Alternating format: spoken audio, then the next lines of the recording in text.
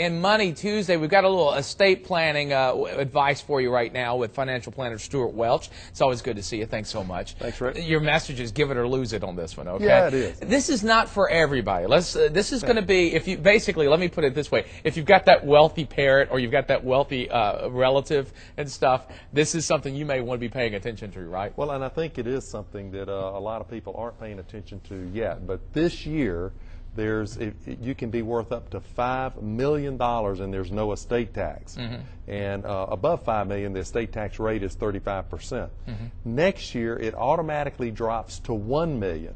So that drop, that big gap in there, opens a lot of potential opportunities for people to do estate planning and actually save potentially hundreds, if not hundreds of thousands of dollars in taxes. So I think the main thing to know here is that if you have a multi-million-dollar estate, this is a year to sit down with your estate planning attorney or a financial advisor and do an estate tax review and see if there's some opportunities there. And someone suggested to you, well, the law could change, but in an election year like this, very unlikely that it's going to move that quickly. It's not likely to happen this year, and some hope it'll change next year. We'll wait and see. And let's talk now. Let's shift gears and let's talk about State Treasurer Young Boozer just a moment ago. His advice for folks and that PAC plan, and you and I have talked about this a lot on Good Day Alabama, is basically stay the course. Is that legal discussion continues.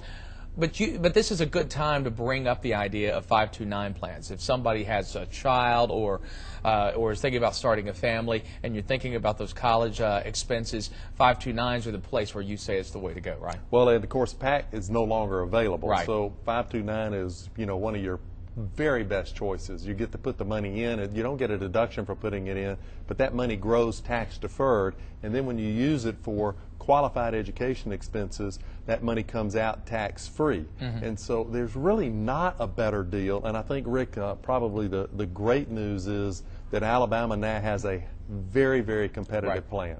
And so we really like what they're doing.